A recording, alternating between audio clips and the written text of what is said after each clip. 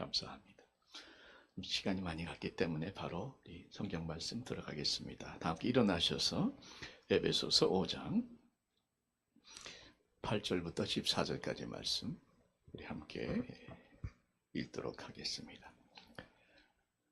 오늘 8절 말씀은 암송 귀절이기도 하죠. 네, 제가 먼저 읽겠습니다.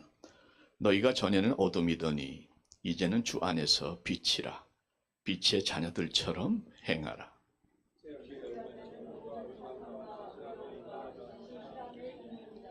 주를 기쁘시게 할 것이 무엇인가 시험하여 보라.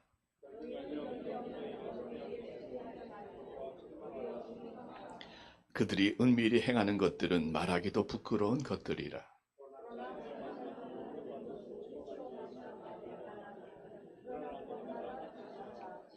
함께 봅니다.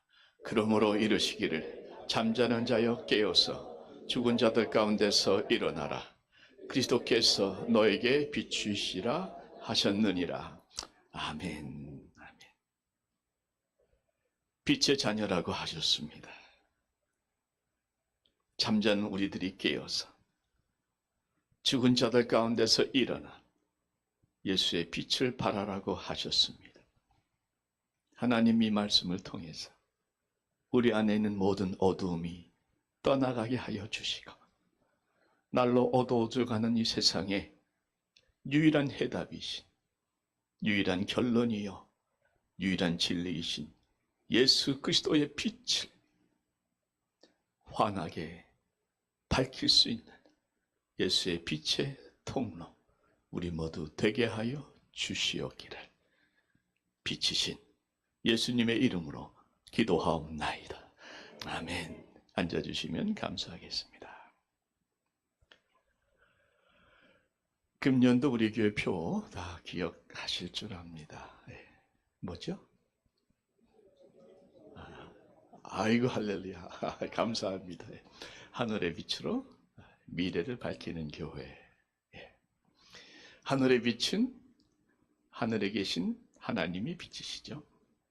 그 하나님이 빛이신 하나님이 육신이 되셔서 이 땅에 오신 분이 예수님이신데 그분은 분명히 말씀하시기를 나는 빛으로 세상에 왔나니 이렇게 아예 선포를 하셨습니다. 하늘의 빛으로 우리가 충만해져서 미래를 밝혀야 되겠는데 이 미래는 앞으로 안 목사님께서 이제 기회가 되실 때에 여러분들에게 밝은 미래의 그림을 보여주실 것으로 믿고 오늘은 하늘의 빛으로 충만한 주님의 교회가 되기를 원하는 마음으로 말씀을 준비합니다. 하늘에서 내려온 참빛, 예수의 빛은 이 땅의 빛과 차원이 다릅니다. 햇빛, 달빛, 별빛, 불빛, 이 땅에 또 많은 빛들이 있습니다만 이 땅의 빛들은 눈에 보이는 세상을 비추는 것이죠. 하늘에서 오신 예수의 빛은 우리의 심령을 비춰주십니다. 사람의 마음을 비춰주시는 것이 성경에 나와 있어요. 요한복음 1장 9절에 참빛 곧 세상에 와서 각 사람에게 비추는 빛이 있었나니 누구에게? 각 사람에게 비추는 빛, 그 사람의 영혼, 마음을 꿰뚫어 보시고 비춰주시는 바로 그 빛이 참빛 예수의 빛입니다. 자, 참빛 예수의 빛이 비춰질 때에 어떤 역사들이 일어나는가? 나는 그 역사를 경험해 오고 있는가? 더 경험하려면 무엇을 어떻게 해야 할까? 오늘은 빛을 주제로 말씀을 좀 더 나눠보기를 원합니다. 빛에 대해서 제가 몇 번 말씀을 전했고 여러분도 아십니다. 그런데 여러분 설교가 무엇인가? 설교에 은혜 받는 비결이 무엇인가? 아는 게 설교가 아니고요. 알고 깨닫는 게 설교가 아니고요. 설교를 경험하는 것이 설교인 줄 믿습니다.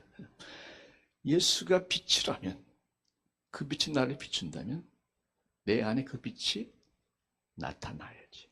드러나야지. 역사가 일어나야지. 경험이 돼야 되죠. 말씀이 경험되는 것이 제 기도 첫 번째 제목이고 우리 모두의 소원이 될 줄로 압니다. 여러분, 내 안에 비춰진 예수의 빛이 어떤 역사를 일으키는가를 보게 되면 첫째로 보면요, 13절에 그 답이 있습니다. 그러나 책망을 받는 모든 것은 빛으로 말미암아 드러나나니 드러나는 것마다 빛이니라. 빛이 임할 때에 책망을 받는 것, 죄죠. 그 죄는 빛으로 말미암아 드러난다 말씀합니다. 그 빛이 임하면 첫 번째 나타나는 게 뭡니까? 어두운 죄가 드러나는 것이죠. 자신의 허물과 죄가 예수의 빛이 임하면 드러날 수밖에 없는 것입니다. 그래서 제가 유기성 목사님 설교 말씀을 종종 듣는데 그분이 참 와닿는 말씀을 하셨어요. 이렇게 말씀하시더라고요. 내가 지옥에 갈 수밖에 없는 죄이라는 것이 깨달아질 때가 있는데 바로 그때가 예수님이 내 안에 빛으로 임한 때라는 거죠. 언제 예수님이 빛으로 임했다고요? 내 안에 내가 이대로 가면 지옥으로 갈 수밖에 없는 죄인이라는 깨달음이 오는 그 순간이 바로 빛이 비춰진 그 순간이다 하는 말씀을 하셨는데 제가 정말 아멘했어요. 그러니까 내가 지옥에 갈 수밖에 없는 죄인이라는 것이 아직까지 내 안에 절실하게 와닿지 않는다면 예수 없이는 난 지옥에 갈 수밖에 없다는 사실이 나를 정말 절실하게 나를 움직이고 흔들지 않는다면 난 아직까지 예수님을 만나지 못한 사람일 수도 있다는 말씀이 되겠습니다. 김바울 목사님의 간증을 여러분들 들으셨을 줄로 압니다만 또 새로 오신 분들도 계시니까 한 번 더 말씀을 드릴게요. 김바울 목사님 일찍이 가든그로브에서 아주 저도 기억이 나요. 킴스 운전학교라고 한인들이 많이 모였죠. 좋은 사업을 잘 하셔서 돈도 많이 버시고 또 교회도 잘 다니시고 성가대 지휘까지 하셨던 분인데 하루는 술 한잔 걸치고 기분 좋게 집에 가는데 프리웨이에서 사고가 나서 아주 심한 아주 위험한 에코비를 겪습니다. 어디에 부딪혔는지 모르겠는데 거의 정신을 잃어가는 상태에서 그 와중에 김바울 목사님이 그때는 집사님이셨죠. 음성을 들으면 너무나 확실하게 들었다는 거예요. 들으신 분 계실 겁니다. 여기서도. 네. 뭐라고 음성이 들렸는가? 너 지금 죽으면 지옥 간다. 하나님의 음성인지 양심의 소리인지 모르겠지만 너무나 정확하게 들었다. 너 지금 죽으면 지옥 간다. 그 음성이 그분을 깨운 겁니다. 목사님 아들을 지금까지 자라왔는데 딴에는 성가대 지휘까지 하면서 회개할 것 없는 좋은 크리스천으로 생각해 왔는데 하나님께서 깨달음을 주시기를 너 지금 죽으면 지옥 간다.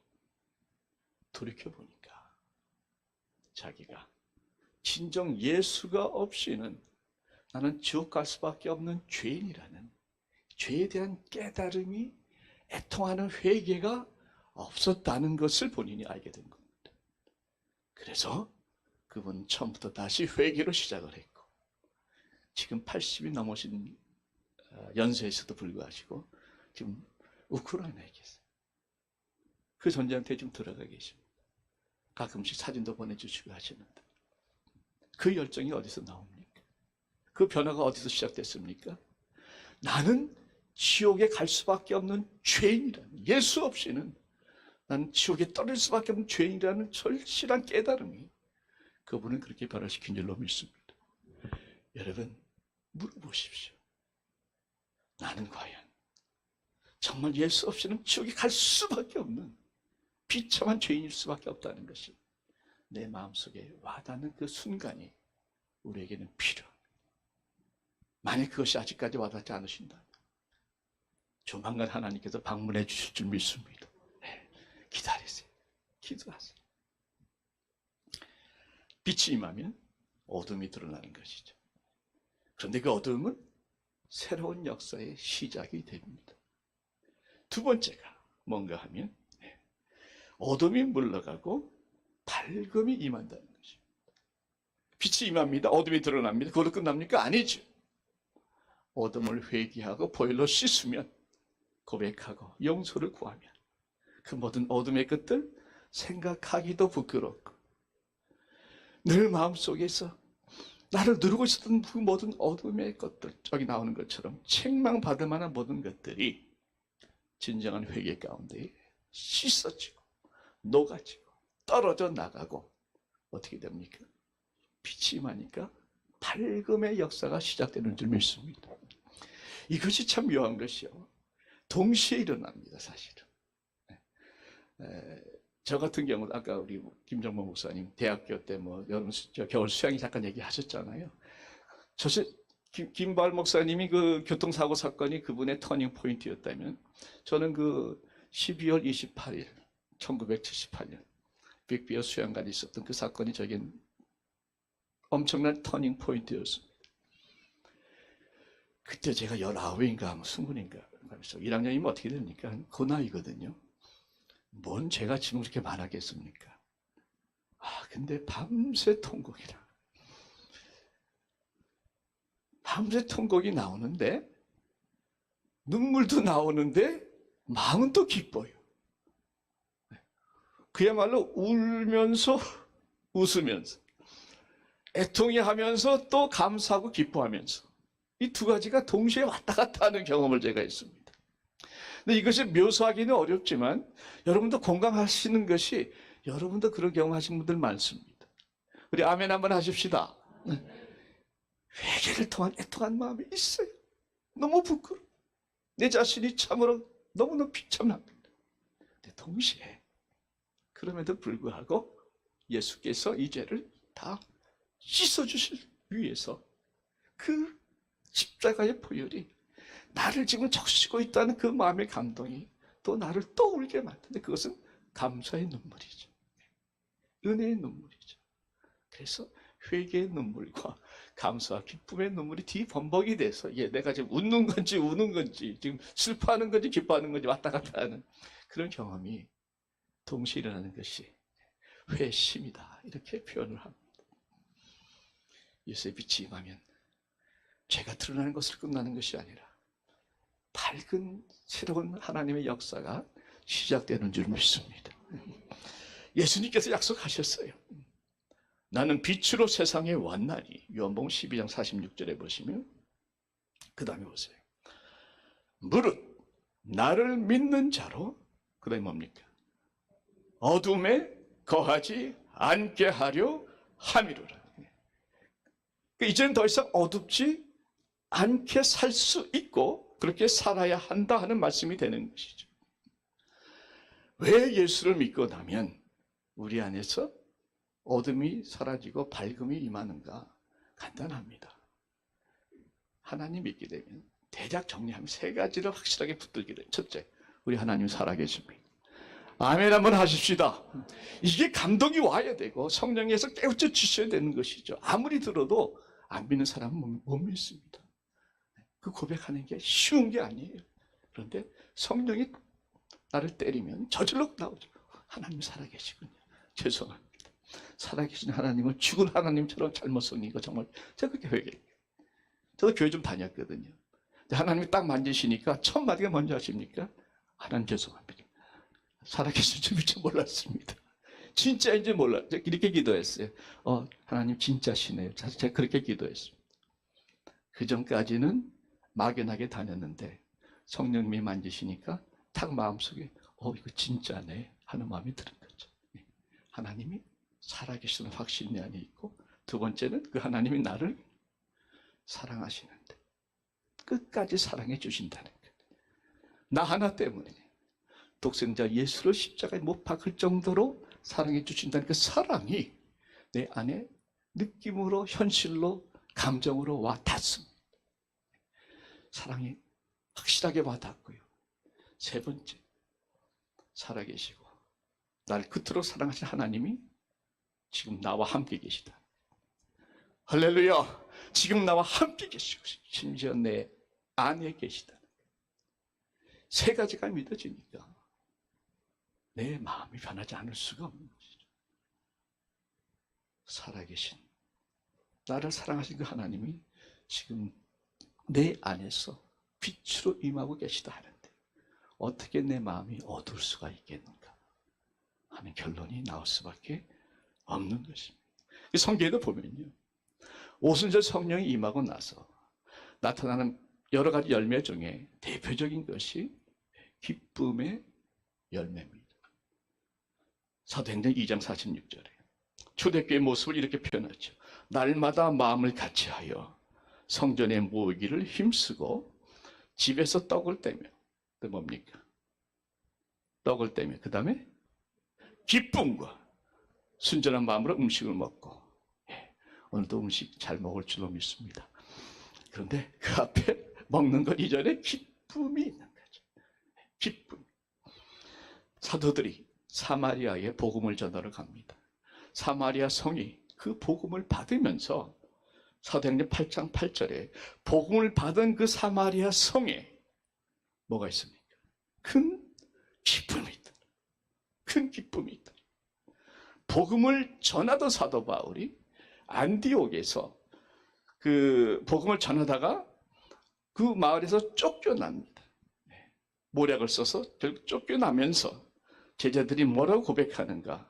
사도행전 13장에 보니까 52절에 제자들은, 쫓겨나던 제자들은 기쁨과 성령이 충만하더라 했어요. 지금 부흥이 돼서 기쁨, 성령이 충만한 것이 아닙니다. 지금 복음을 전하다가 쫓겨납니다. 그런데 그들은 성령과 기쁨이 충만했다고 고백하고 있습니다.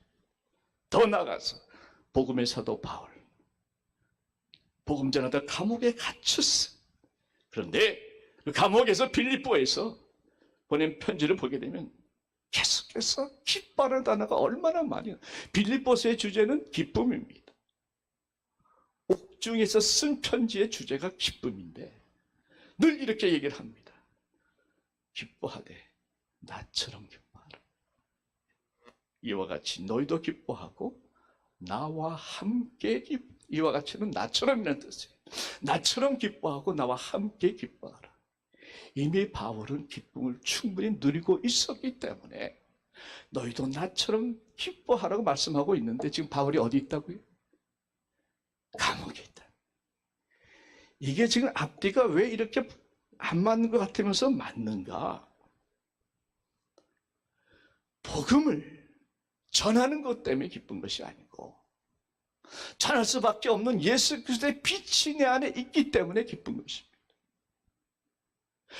감옥에 있어서 내 기쁨이 사라지는 것이 아니고 그 감옥 안에 있어도 내 안에는 예수의 빛이 조금도 어둡지 않고 계속해서 환하게 비치고 있기 때문에 기쁜 것이죠. 말씀드리자면 이 기쁨은, 내 안에서 흘러나오는 그 기쁨은, 예수의 빛으로 인한 그 밝음은 환경을 초월한, 사람과 사건과 환경을 초월한 내 안에서부터 깊은 곳에서부터 흘러나오는 영혼의 노래요, 영혼의 찬양입니다. 여러분, 그래서 우리는 깊은 곳으로 들어가야 되는 거죠. 세상이요, 많이 어둡습니다. 그런데 이제 한 가지 말씀드릴 것은, 앞으로 세상이 밝아지지는 않습니다. 죄송합니다만 예수님께서도 마지막 종말 때 이야기를 많이 하셨지 않습니까? 그 일들이 점점 더 심각하게, 더 확실하게 일어나고 있는 것뿐입니다. 마지막 때에 천지재앙이 있겠다 말씀하셨고, 지진이 있겠다 말씀하셨고, 많은 전염병 같은 것이 돌겠다고 말씀하셨고, 전쟁과 기근이 끝나지 않을 것이라고 말씀하셨고, 그대로 지금 일어나고 있는 것인데 마지막에 가까울수록 점점 더 심해질 수밖에 없습니다.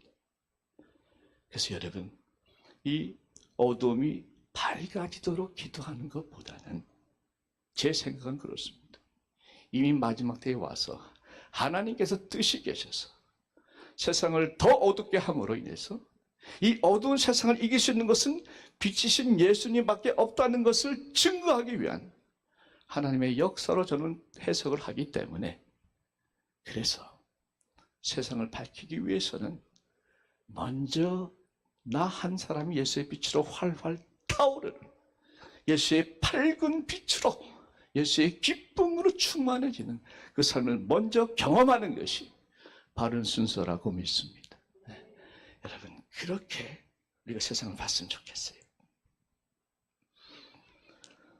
C.S. 루이스 목사님이 쓰신 천국과 지옥의 이혼, 이런 책이 있습니다. 천국과 지옥의 이혼. 그 책에 보면 이야기지만은 그분이 이제 그 비유적인 스토리를 많이 쓰지 않습니까? 천국 앞에 이제 문지기가 있다는 거예요. 그 문지기가 하는 일은 무엇인가? 천국에 들어오는 사람, 들어오려는 사람이 들어올 자격이 있는가 없는가 하는 것을 그 사람이 판단해서 자격이 있으면 집어넣고 없으면 이제 빠꾸시키는 거죠.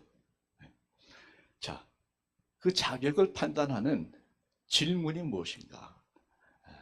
그 C.S. 루이스 목사님 쓴 책에 의하면 이게 질문입니다. 잘 들어보세요. 천국과 지옥을 가르는 질문. 당신은 예수를 알고 난 이후에 참을 수 없는 기쁨을 경험한 적이 있는가? 이게 질문이에요. 예, 저 그 기쁨 저 압니다. 경험해 봤습니다. 통과시킵니다. 뭔 기쁨이요? 잘 모르겠습니다. 참 일리가 있는, 또 깊이가 있는 해석이에요. 정말 예수를 믿었는데 그분의 영혼에 기쁨이 없다? 가짜라는 얘기입니다. 여러분, 대답할 준비 되셨습니까? 한번 나 자신을 점검해 보십시다. 진정 예수를 알고 난 후에 나에게는 참을 수 없는 기쁨이 있었는데, 여러분, 예수의 빛을 경험한 사람은 그 안에 참을 수 없는 기쁨이, 밝음이 반드시 일어날 줄 믿습니다. 그 자리까지 가셔야 돼요. 죄가 드러나고 밝은 기쁨이 회복이 되고, 그럼 자연적으로 세 번째는 어떻게 됩니까? 그 빛이 나를 통해서 퍼져갈 수밖에 없죠. 그 말씀이 오늘 5장 8절과 14절 말씀이 같은 맥락인데, 8절은 너희가 전에는 어둠이더니 이제는 주 안에서 빛이라, 빛의 자녀들처럼 행하라 말씀하셨어요. 또 14절 보시면 잠자는 자여 깨어서 죽은 자들 가운데서 일어나라. 그리스도께서 너에게 비추이시리라 말씀하셨어요. 결국 빛이 임하면 그 빛이 비춰 나갈 것이라는 말씀이 되겠습니다. 제가 요즘에 군고구마를 자주 스낵으로 먹습니다. 군고구마 여러분 좋아하세요? 큰 거는 별로 미국 건 맛이 없고요. 참고로 말씀드리면 좀 시원 마켓 가셔서 한국산 고구마 좀 자잘한 걸 좀 사십시오. 그거 에어프라이 넣어가지고서 잠깐 10분 하면요, 진짜 바삭바삭한 한국산 군고구마를 똑같습니다. 근데 그 군고구마를 먹는데 이게 뜨거울 때 먹어야 또 맛있잖아요. 그러니까 식기 전에 딱 입에 넣는데, 아이고 종종 너무 뜨거우니까 아이고 뱉을 수도 없고 삼킬 수도 없고 아주 그냥 난리가 날 때가 있습니다. 몇 번 그랬어. 아이고 욕심 부리지 말아야지 하면서도. 군고구마 조금 따끈한 거를 입에 넣어도 내가 온통 난리 법석을 치는데, 지금 내 안에 온 세상을 밝히는 태양보다 수천 배 수만 배 더 밝아서 천국과 모든 것들을, 만물을 밝히시는 예수의 빛이 지금 내 안에 있는데 그게 어떻게 밖으로 드러나지 않겠습니까? 여러분, 예수의 빛은요, 내가 비춰야지 하는 게 아닙니다. 예수가 충만하면 그 빛은 저절로 드러나게 돼 있는, 뜨거운 걸 참을 수 없는 것처럼 예수의 빛도 참을 수 없이 그냥 흘러나오게 돼 있는 겁니다. 그래서 괜히 좋고 괜히 밝고 괜히 기쁘고 괜히 사람 만나도 괜히 실없이 웃고 저처럼 저절로 돼. 그분의 표정, 그분의 말, 그분의 삶이 예수의 빛의 충만을 받으면 드러나게 되어 있다 하는 말씀을 드립니다. 이 말씀은 제가 온라인 목사님 설교 중에서 코테이션 한 건데, 회심의 변질이라는 책이 있습니다. 알렌 클라이더라는 교수님이 쓴 책인데, 그 책은요, 초대교회 이야기를 많이 썼어요. 초대교회에서 시작된 회심이 어떻게 오늘까지 내려오면서 변화되었는가, 변질되었는가 하는 것을 말씀을 하고 있습니다. 자, 회심, 잠깐 사이드로, 회심과 회개는 조금 다릅니다. 참고로 말씀드릴게요. 회심은 회개와 믿음을 합한 단어입니다. 예수를 영접하기 위해서는 먼저 내 자신의 드러난 죄를 고백하고 용서받는 회개가 필요하고, 그 다음에 회개 이후에 예수님을 향해서 그분을 영접하는 믿음의 결단이 필요하죠. 회개는 죄를 용서받는 것이고, 믿음은 예수님을 영접하는 것인데, 이 두 가지가 거의 동시에 일어나기도 합니다. 그러나 회개와 믿음이 합해져서 회심, 이렇게 구분하시는 게 좋습니다. 제가 말씀드린 이유 중에 하나는, 요즘 가끔 어떤 설교가 나오냐면 예수님께서 우리의 모든 죄를 다 담당하고 돌아가셨기 때문에 우리 예수님 영접하면 더 이상 회개할 필요가 없다, 이런 티칭이 종종 나와요. 저도 직접 들었습니다. 예수님이 다 담당하셨기 때문에 우리는 이미 용서받은 죄, 과거와 현재와 미래의 죄까지 다 용서받았으니까 회개하지 않아도 좋다, 이렇게 주장하는 분들이 계신데, 그분이 혼동한 게 뭐냐면 회심과 회개를 혼동합니다. 회심은 한 번입니다. 모든 죄를 회개하고 용서받고 주님 영접하는 것은 conversion. conversion은 한 번입니다. 그런데 우리가 conversion, 회심했다고 죄 안 짓습니까? 죄 안 짓습니까? 그때마다 짓잖아요. 그러니까 한 번 목욕을 쫙 하지만 내 발에 먼저는 계속 묻거든요. 그건 계속 씻어야지. 그게 회개입니다. 자, 그래서 회심의 변질이 내용을 보게 되면은 이런 내용입니다. 초대교회 때는 예수 믿는 것이 굉장히 어려웠다는 거죠. 첫째로, 예수를 믿으려면요, 목숨 걸어야 됩니다. 이거 맞아요. 목숨 걸고 믿는 거. 왜? 죽습니다. 자기 재산 다 빼앗길 각오해야 됩니다. 직장, 돈 버는 사업 다 포기할 각오 해야 됩니다. 그리고 나서 예수를 믿겠다고 결심을 하지 않습니까? 엄청난 대가를 치르고라도 예수를 믿겠다 결심을 했는데, 그리고 나서 세례 받기까지 보통 3년의 시간을 더 기다려야 됩니다. 3년 동안 이 사람이 진짜인지 가짜인지 확인하는 작업에 들어갑니다. 왜냐하면 가짜들이 들어와가지고 그 진짜들 다 밀고 해서 잡아가는 경우들이 종종 있었기 때문에, 이자가 진짜인지 가짜인지 정식으로 세례를 주고 자기들의 멤버로 받아들이기 위해서는 무려 3년을 지켜본다는. 어떻게 지켜보는가? 이 사람이 정말 자기가 고백한 믿음대로 사는가? 제자다운 삶을 사는가? 용서의 삶, 사랑의 삶, 희생의 삶, 기도의 삶, 그리고 기쁨의 삶을 사는가? 이거를 점검하는 다 체계적인 뭐가 있답니다. 그 3년 후에 이 사람은 진짜다 하면 그때 가서 세례를 준다. 여러분 생각해 보세요. 예수 믿으면 죽을 수도 있어. 직장도 잃어버릴 수도 있어. 세례 받으려면 3년 기다려. 이 가운데, 그런 가운데서 예수 믿을 사람 몇 번 되겠어요? 놀라운 게, 그러한 신앙생활을 해왔는데 4세기까지 엄청난 크리스천의 교회의 부흥이 일어납니다. 수많은 사람들이 엄청 몰려 들어온 거예요, 교회로. 그렇게 어렵게 만들었는데, 그렇게 비싼 대가를 요구했음에도 불구하고 수많은 사람들이 몰려 들어왔다. 오늘날은 완전히 거꾸로 그렇죠. 어떡한데 들어오세요 들어오세요 다니면서 애걸복걸해도 안 들어옵니다. 전도하시는 분들 솔직히 얘기합시다. 어떤 좀 치사해. 야, 이렇게까지 해도 그냥 말이죠. 그때는 안 그랬어요. 큰 소리 빵빵 치면서 당신 3년을 기다려야 검사해봐서 합격해야 세례주겠다는. 그럼 무엇이 그들을 그렇게 교회를 끌어들였는가?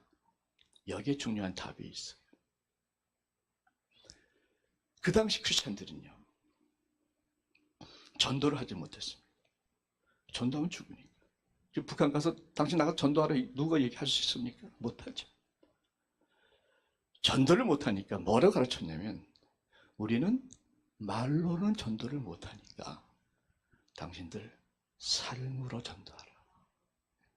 이게 그들의 가르침이었고, 그렇게 순종해서 정말 초대 크리스천들은 그들의 삶을 통해서 예수를 증거했던 것을. 정말 그들의 삶을 보니까 정말 다른 거예요. 진짜 글자 그대로 원수를 품고 말이죠. 글자고 자기들도 하나도 없으면서 어떻게 더 힘든 사람들을 도와주기 위해서 그렇게 희생하는 것을 보고, 그렇게 주님을 사랑하는 모습을 보고, 뜨겁게 드리는 예배의 그 감격과 감동과 기쁨을 보고, 무엇보다도 그 고난과 어둠 속에서 밝은 그들의 삶의 표정과 모습과 현실을 보고 많은 사람들이 이게 뭔가 있다는 것을, 예수가 정말 진리요 현실이요 사실이요 능력이라는 것을 그들의 마음속에 삶을 보고 깨닫고 나서 그들이 다 교회 안으로 들어왔다는 사실입니다. 여러분, 전도지 필요합니다. 나눠드려야 돼요. 노방전도 나갑시다. 저도 빠짐없이 나갑니다. 선교 후원 하셔야 돼요. 꼭 하셔야 돼요. 구제도 해야죠.